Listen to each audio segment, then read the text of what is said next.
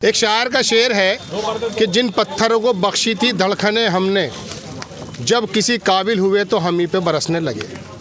आपको अगर मैं बहुत पहले लेकर चलूं, पीवी नरसिम्हा राव के समय जब मायावती जी को पार्टनरशिप की गई थी, समर्थन दिया गया था, पार्टी खड़ी हो गई। अब ज़रा सा कांग्रेस ने हल्का सा अपना गियर चेंज किया तो दिल्ली में केजरीवाल की संभावित जीत भी खतरे में पड़ती नज़र आ रही है। ये है कांग्रेस का दमखम और ये है राहुल गांधी की वो यात्राएं और उसकी टीम के लोगों का करना कि केजरीवाल की जीत को, जब केजरीवाल से लेकर के तेजस्वी यादव और अखिलेश यादव सुनिश्चित मान रहे थे, कांग्रेस दिल्ली में सक्रिय हुई और पता चला कि उनकी जीत में अब दिक्कतें पैदा होने लगी हैं और संभव है तेलंगाना जैसा माहौल भी बन जाए। उत्तर प्रदेश की स्थिति भी ऐसी ही है। अखिलेश यादव हों, तेजस्वी यादव हों, बाकी तमाम लोग कांग्रेस के बारे में, गठबंधन के बारे में जो बात आप कह चुके हैं वो हम आपको विस्तार से बता चुके हैं अपनी सीरीज़ में। लेकिन उत्तर प्रदेश में अखिलेश यादव के साथ 2026 में, 2027 में जो एक संभावित मामला बन सकता है, क्या उसके साथ जाने में कांग्रेस को फ़ायदा होगा या फिर जिस प्रकार से दिल्ली में खड़े हो गए वो अचानक और केजरीवाल जी की नींद ख़राब हो गई है, ऐसा भी संभव है। हमारे साथ नेशनल जो है एक नेता बड़े हैं, प्रदीप नरवाल जी सचिव बता रहे हैं, और ये इलेक्शन भी लड़ चुके हैं हरियाणा से, और कोर मेंबर टीम के हमें बताया गया कि और काफ़ी चर्चित चेहरा भी रहे हैं। ये इत्तेफाक है मेरठ में आए तो हमें लगा हमें बात करनी चाहिए। प्रभारी हैं आप? प्रभारी से नहीं है। अच्छा, प्रभारी हैं यहाँ पर, लेकिन यहाँ तो फिलहाल शायद डॉक्टर महराजुद्दीन की उस्तादियत में आए, तो हम जान लेते हैं कि क्या स्थिति है। लेकिन फिलहाल उनके यहाँ आने का मकसद पूछना है। आपका स्वागत है प्रदीप जी। मेरठ में किस लिए तशरीफ़ लाए, पहले तो आप ये बताएं। आज डॉक्टर महराजुद्दीन का इंतकाल हो गया था तो उनको लेके एक शोक सभा रखी गई थी, तो उसके लिए जिले के सभी साथी वहाँ पहुँचे थे, तो उनमें परिवार से मुलाकात कर हम लोग यहाँ पहुँचे थे। वाकई वो एक बड़ी ज़बरदस्त शख्सियत थी मेरठ की और उनका ख़ानदान, उनकी बड़ी खिदमत रही हैं। कांग्रेस को लेकर भी धचका है। लेकिन प्रदीप जी, मैं अपनी बात कर लेता हूं, चूँकि राजनीति की खबर हम ज़्यादा करते हैं। क्या संभव है अखिलेश यादव के साथ भी आने वाले समय में ऐसी वाली बात हो जाए जैसा कि दिल्ली में केजरीवाल के साथ हो रही है? देखिए, कांग्रेस पार्टी में अलायंस का जो पूरा गठजोड़ है उस पर अंतिम फैसला आला कमान का होता है, और मेरा मानना है कांग्रेस पार्टी, समाजवादी पार्टी दोनों मिलकर जिस तरह लोकसभा में राहुल जी की मेहनत से 43 सीटें आई थी, वो इंडिया गठबंधन की सीटें थी, उसी तरह विधानसभा चुनाव में कांग्रेस पार्टी, समाजवादी पार्टी और सभी पार्टियां जो कि भाजपा से समाज को निकालना चाहती हैं और जो दलित पिछड़े किसान की लड़ाई लड़ना चाहती हैं, वो सभी पार्टियां इंडिया गठबंधन में साथ आए और 27 में फिर से भाजपा को लोकसभा की तरह चुनाव हराए और जनता की लड़ाई लड़े। देखिए, भाजपा पर तो मैं आ जाऊंगा, लेकिन फिलहाल तो मैं जानना ही चाह रहा था, आपने भी ये बात की, जब एक राष्ट्रीय नेता थे मेरे साथ एक डिबेट में, वो भी ये कह रहे थे कि उत्तर प्रदेश में जो ये 43 सीटें आई हैं ये कांग्रेस की वजह से आई हैं। इसमें कोई दो राय नहीं, उनका संगठन भी है। लेकिन क्या 17 सीटें आपको दी गई थी, फिर आप 17 की 17 क्यों नहीं जीते, 6 क्यों जीत पाए? मैं कह रहा हूँ ये जीत इंडिया गठबंधन की जीत थी। राहुल गांधी जी, अखिलेश यादव जी, जो पूरा गठजोड़ हुआ था, प्रियंका गांधी जी ने खूब मेहनत की, उत्तर प्रदेश में हमारे राष्ट्रीय महासचिव हैं, इन सब नेताओं की मेहनत सीटें आई हैं। औपचारिकता गठबंधन की आला कमान तय करती है, उसमें कौन सीट कौन लड़ेगा ये आला कमान तय करती है। कांग्रेस पार्टी 17 सीटें मिले, बिल्कुल सही बात है, जिसमें से 6 सीटें हम 30,000 से कम मार्जिन से हारे हैं, 6 हम जीत के आए हैं। और आप पता करेंगे कि भाई जिस सीटें कांग्रेस में लड़े और जितने दमखम से कांग्रेस लड़ी है, जो काबिल तारीफ़ है।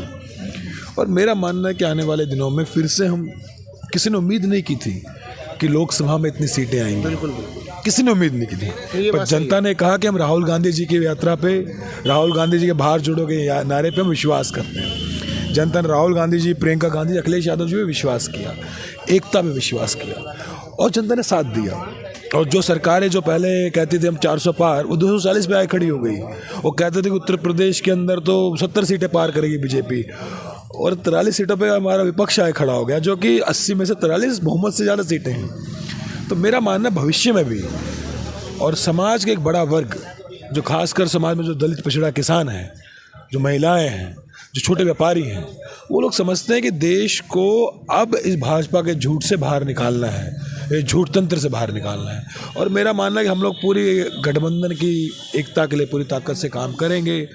और मेरा मानना है कि राहुल जी के नेतृत्व में, प्रियंका जी के नेतृत्व में फिर से हम 27 में लड़ाई लड़ने जाएंगे और पूरी ताकत से चुनाव लड़ेंगे और भाजपा का सफाया करेंगे उत्तर प्रदेश। आपकी नरवाल जी बड़ी संतुलित बातें हैं और बार बार आप बीजेपी पे चले जाते हैं, लेकिन मैं आपको रिक्वेस्ट के साथ फिर उत्तर प्रदेश अखिलेश यादव पे लेकर आ जाता हूँ। केजरीवाल का समर्थन उन्होंने कर दिया, जाहिर सी बात है कांग्रेस में इंडिपेंडेंट लड़ रही है। मैं सिर्फ इतना जानना चाहता हूं कि 2027 में आकर के अखिलेश यादव फिर दोबारा से वही बात कहने लगे जो भी दिल्ली में कह रहे हैं। उस स्थिति में क्या आपको नहीं लगता कि आपने ज़मीन तैयार कर दी है? आपके साथ तमाम वो वर्ग है जो किसी ज़माने में आपके साथ हुआ करता था, दोबारा आपकी तरफ देख रहा है, तो क्या अकेले लड़ने की संभावना है? लोकसभा में हमने कहा था कि हम 80 की 80 सीटों में तैयारी कर रहे हैं। हमने तैयारी की, जहाँ हमारे प्रत्याशी लड़े वहाँ कांग्रेस पार्टी लड़ी, जहाँ सपा के प्रत्याशी लड़े हमने हमारे सब कार्यकर्ताओं ने सपा की मदद की, क्योंकि हमने इंडिया गठबंधन की मदद करने के लिए हम जमीन पर खड़े हैं। आज भी कांग्रेस पार्टी 403 की 403 विधानसभाओं में पूरी ताकत से अपने संगठनों को खड़ा करेंगे। हम हर ब्लॉक, हर न्याय पंचायत में कार्यकर्ताओं को खड़ा करेंगे हम लोग। और हमारा कार्यकर्ता संविधान की लड़ाई गांव से लेकर कैंडिडेट भी खड़ा कर दें, गांव से लेकर शहर तक लड़ाई लड़ेगा, देश के संविधान को बचाने की लड़ाई। और जहाँ जहाँ जरूरी पड़ा वहाँ कैंडिडेट भी खड़े करेंगे। और जहाँ पे कांग्रेस जो गठबंधन होता है, भाई गठबंधन धर्म में हम भी जहाँ मजबूत होंगे, जहाँ पे गठबंधन वहीं तो मदद पहुँचाएंगे। तो हमारे दायित्व है कि संविधान को बचाने के लिए हम गांव-गांव जाएं। कांग्रेस पार्टी, हमारे कार्यकर्ता गांव-गांव जाएंगे, गली-गली जाएंगे। हर गांव में, हर गली में, हर मोहल्ले में कांग्रेस पार्टी कार्यकर्ता खड़ा होगा। और जहाँ हमारे आलाकमान का निर्देश होगा आपको यहाँ लड़ना, हम आज पूरी ताकत से लड़ेंगे। जहाँ हमें निर्देश होगा आपको किसे समर्थन करना, वहाँ समर्थन करेंगे। पर तो मैं फिर से दोबारा कहूँगा, कांग्रेस पार्टी के गठबंधन को लेकर सारे निर्णय हमारी आलाकमान तय करती है। हमारे राष्ट्रीय अध्यक्ष माननीय मल्लिकार्जुन खड़गे जी तय करते हैं, नेता प्रतिपक्ष राहुल गांधी जी तय करते हैं, हमारे राष्ट्रीय महासचिव हम सब की नेता प्रियंका गांधी जी तय करती है। जो आलाकमान का आदेश होगा हम सब कार्यकर्ताओं को, हम सब कार्यकर्ता हैं, कोई राष्ट्रीय सचिव है, कोई प्रदेश अध्यक्ष है, कोई जिला अध्यक्ष है, पर अंततः पार्टी कार्यकर्ता हैं। जो पार्टी आलाकमान तय करे उस पर काम करेंगे। लेकिन मेरा कहना है कि उत्तर प्रदेश की जनता आज बदलाव चाहती है, बदलाव चाहती, तभी लोकसभा में ये हाल आज भाजपा का जनता ने किया है, सारे आडंबरों के बावजूद। तो 27 में आपको दोबारा देखने को मिलेगा, मेरा पूर्ण विश्वास है। आपकी तैयारी पूरी है? कांग्रेस पार्टी हम संगठन बना रहे हैं। प्रदीप जी, आपने बड़े संतुलित जवाब दिए। और राहुल जी ने जो गठबंधन निभाने की बात है वो करते हैं, हमेशा गठबंधन की बात वो करते हैं, कांग्रेस की बात वो बहुत बाद में करते हैं। आप भी उसी पे कुछ नज़र आए।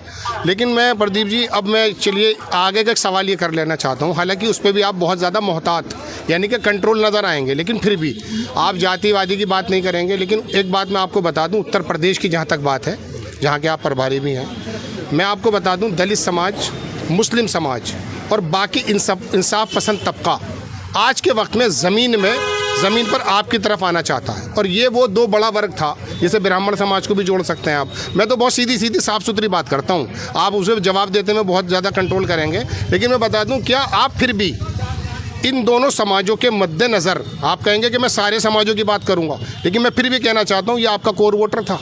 कभी भी भारतीय जनता पार्टी जा करके मुस्लिम समाज में मेहनत नहीं करती है, उसको मालूम है ऐसे वोट नहीं मिल रहा है। आपको मैं बता दूं, पिछले 40 वर्षों का रिकॉर्ड आपको तो मालूम है, आप नेता हैं, हम तो पत्रकार हैं। लेकिन आपको मैं बता दूं कि ये दो समाज जब तक आपके साथ जुड़े रहे, और ब्राह्मण समाज ने इसकी अगुवाई करी है, उत्तर प्रदेश हो या भारत हो, आपको बहुत मजबूत ज़्यादा महसूस हुए। अब इन दो समाजों के मद्देनज़र मैं बिल्कुल साफ कह रहा हूँ, मेरा नाम राशिद ज़हीर है, मैं मुस्लिम समाज आपसे जुड़ना चाहता है। मुलायम सिंह या अखिलेश यादव की बपोती नहीं है मुस्लिम समाज, वो जाना चाहता है। राहुल गांधी की उस यात्रा की तमाम मेहनत उसने देखी है। लेकिन आप क्या खुल करके, जैसे राहुल गांधी लोकसभा में खुलकर बोले थे, आप भी टिकट वितरण हो, उत्तर प्रदेश का प्रतिनिधित्व हो, तमाम इन दो समाजों को देना चाहता है या नहीं? देखिए, खुलकर जवाब दीजिएगा। जब हमारे नई कांग्रेस दफ्तर का इनॉग्रेशन था, तो राहुल जी ने अपने भाषण में एक बात साफ कही कि जिसके ऊपर भी हमला होगा उसके साथ राहुल गांधी जी खड़े हैं, कांग्रेस पार्टी खड़ी है। उन्होंने कहा, चाहे वो हिंदू हो, चाहे मुसलमान हो, चाहे सिख हो, चाहे ईसाई हो, जिस पे भी हमला होगा उसके साथ कांग्रेस पार्टी खड़ी है। हम संविधान को मानने वाले लोग हैं। और कांग्रेस पार्टी ने हमेशा, मैं कहता हूँ, आज़ादी के बाद सबसे बड़ा उत्थान इस समाज में किसका हुआ? अगर दलित पिछड़े, आज मैं खुद दलित समाज से आता हूँ, आपने कहा मुस्लिम समाज से आप आते हैं, हम लोग आज इन ओहदों पे बैठे हैं, आप पत्रकार हैं, हम राजनीति कर रहे हैं, किसकी वजह से कर रहे हैं? इस देश के संविधान की वजह से कर रहे हैं। संविधान किसने लिखा? डॉक्टर बाबा साहब अम्बेडकर ने लिखा। किस सरकार के साथ मिला लिखा? कांग्रेस पार्टी सरकार के साथ लिखा। प्रधानमंत्री कौन थे? पंडित जवाहरलाल नेहरू जी प्रधानमंत्री थे। आज उस संविधान की रक्षा की बात कौन कर रहा है? राहुल गांधी जी कर रहे हैं। तो राहुल गांधी ने हमेशा कहा है कि मैं पंक्ति में खड़े आखिरी व्यक्ति के साथ खड़ा हूँ। आज पंक्ति आखिरी में कौन खड़े हैं? मुसलमान खड़े हैं, दलित खड़े हैं, पिछड़े खड़े हैं और तमाम गरीब लोग खड़े हैं। तो कांग्रेस पार्टी उनके साथ पहले भी खड़ी थी, आगे भी खड़ी है। और ये सिर्फ राजनीतिक लड़ाई नहीं है राहुल गांधी जी की या कांग्रेस पार्टी की, ये सामाजिक लड़ाई भी है। सामाजिक लड़ाई ये कि गांव में बैठे पायदान पे आखिरी जो पंक्ति में लोग खड़े हैं उनको आगे कैसे लेके आया जाए। उसी वजह से आज हम दोनों यहाँ बैठे हैं। एक समय था जब आज़ादी से पहले तो दलितों के पैरों के निशान में लोगों को गवारे नहीं थे। ये कांग्रेस पार्टी थी, पंडित जवाहरलाल नेहरू थे, महात्मा गांधी जी थे, बाबा साहब अम्बेडकर थे। सब लोगों ने मिलकर फैसला किया कि इस देश को संविधान दिया जाए, उसमें छुआछूत को ख़त्म किया जाए।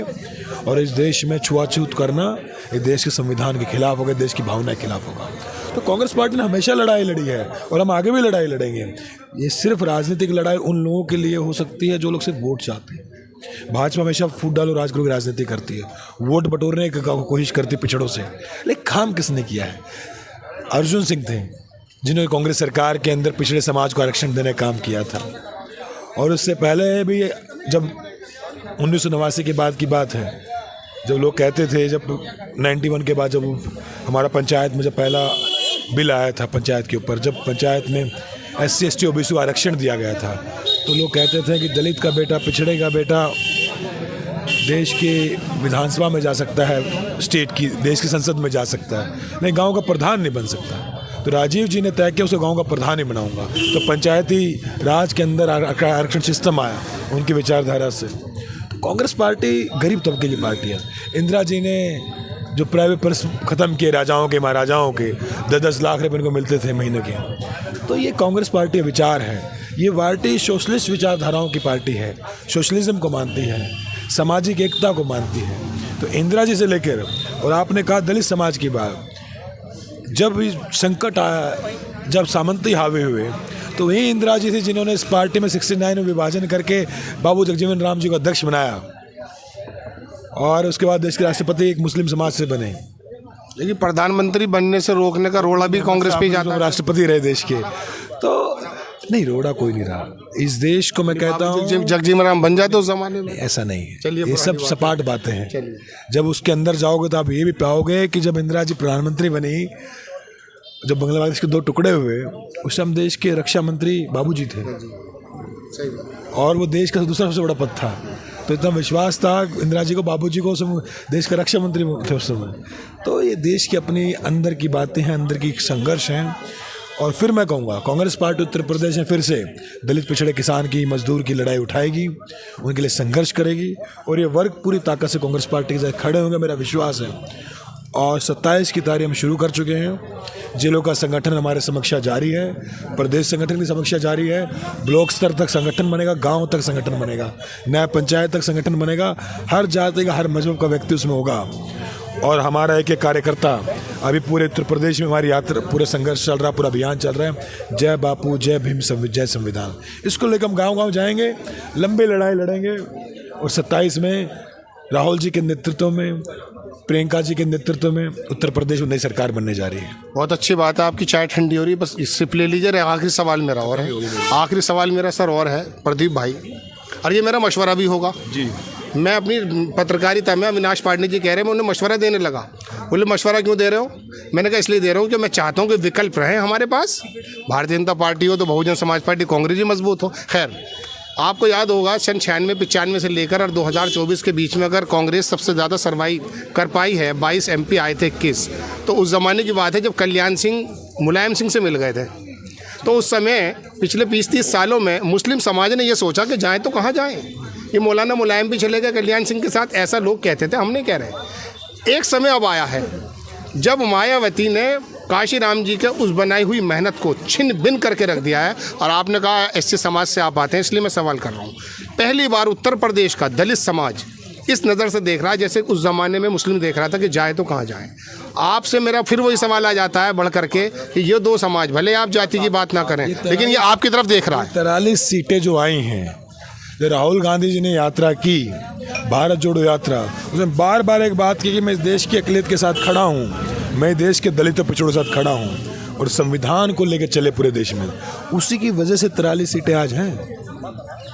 लोकसभा में उत्तर प्रदेश के दलित पिछड़े ने एक साथ आके, छोटे व्यापारी ने एक साथ आके कांग्रेस को वोट दिया है और इस विश्वास पे वोट दिया कि राहुल गांधी जी हमारी जान की हिफाजत करेंगे। और आगे भी वो पूरा समाज उस किताब देश के संविधान पे विश्वास करता है जिसके रक्षक देश में राहुल गांधी जी हैं। तो ये हमारे साथ थे प्रदीप जी, जो उत्तर प्रदेश के प्रभारी भी हैं, और उन्होंने बड़ी साफ गोई से और बहुत ही बचते बचाते जवाब देने की कोशिश की है, लेकिन ये बात भी जाहिर कर दी है बातों। जी बताइए। अविनाश पांडे जी का मशवरा लिए, बड़े अच्छा उनका मशवरा रहता है। अब मैं बता दूं आपको तो ये, लेकिन उन्होंने बातों बातों में जाहिर कर दिया कि 403 सीटों पे इनके कार्यकर्ता, कैंडिडेट नहीं, तैयार खड़े हैं, इनकी तैयारी पूरी है। अखिलेश यादव या कोई दूसरी पार्टी का बंदा या कोई और भी इस भुलावे में ना रहे कि कांग्रेस अब आकर के छोटे भाई का रोल अदा करने वाली है। मजबूती से चुनाव लड़ेंगे, इंडिया गठबंधन मजबूती से चुनाव लड़ेगा। मेरे